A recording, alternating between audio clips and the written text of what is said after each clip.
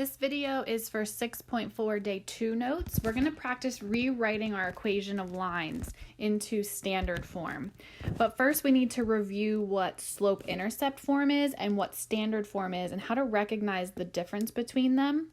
So slope-intercept form is y equals mx plus b. Standard form is ax plus by equals c. What you want to remember about these two forms is that for slope-intercept, the y is by itself. For standard form, the number is by itself. So remember, an example could be 5x plus 3y equals 10. The number that doesn't have any variables is by itself. So that's the biggest part we want to remember about this. So for the first three examples, it says rewrite into slope-intercept form. Slope-intercept form is y equals mx plus b. What part has to be alone? The y has to be alone. So for all of these problems, you are trying to get the y completely by itself. So that means we have to subtract 4x from both sides first. Notice I did not put the 20 and then minus 4 right underneath each other because they're not like terms. So I have 3y equals, remember we like to put the x term first. So I have a minus 4x, and then we like to put the number last, plus 20. Now there's still a 3 in front of the y, so we have to divide everything by 3. So y equals, now take a look at this fraction. Is it reduced? The answer is yes, so we're going to leave it just as it is. Now look at this last fraction, 20 over 3. Is it reduced? The answer is yes, so we're going to leave it as it is.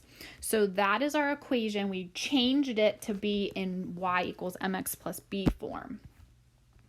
Example 2, we're trying to get the y completely by itself. So we have to add 3x to both sides. We're left with 2y equals, remember the x comes first, 3x, and then we take the 19. We still have a 2 in front of the y, so we have to divide everything by 2. We have y equals, take a look at the first fraction. Is it reduced? The answer is yes, so we're going to leave it as it is.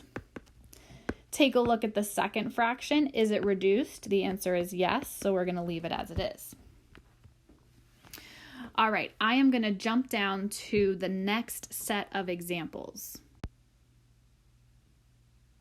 Note here, the directions say to rewrite in standard form. Standard form is ax plus by equals c, but what you need to remember is that the number is what is by itself. So when I look at number 1, I'm trying to get the 2 completely by itself. That's the only term that doesn't have a variable.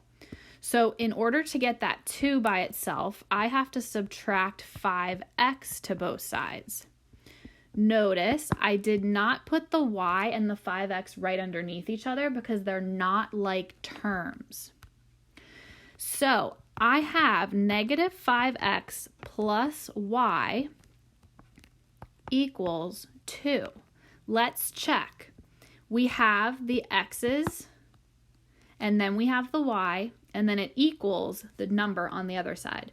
So this is in standard form. Example number 2, we're trying to get this negative 2 by itself because that's the only term that doesn't have a variable. In order to get that by itself, I'm going to have to add 3x to both sides. So I have a positive 3x plus y equals negative 2. So here's that 3x, there's the y, and there's the negative 2. So we have the x first, then the y, and then the negative 2 is on the equal sign on the other side. Number 3, what we want to get by itself is this plus 3, this positive 3.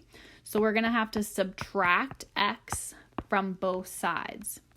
So now what we have is a negative x, and then we have a plus y, and that equals the positive 3. So the x's are first, then the y's, and then the number.